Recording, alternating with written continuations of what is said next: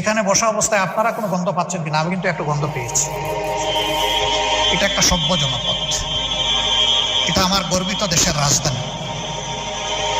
দুনিয়ার বিভিন্ন দেশে যাওয়ার সুযোগ হয়েছে, সেখানে নগরে শহরে এরকম চলমান প্রবাহমান বহু চ্যানেল আছে, ঝর্ণা আছে, নদী আছে, খাল আছে, ড্রেন আছে, কিন্তু আপনি ড্রেনের পানিও হাতে নিয়ে দেখবেন যে মার্বেলের মতো চকচক করছে।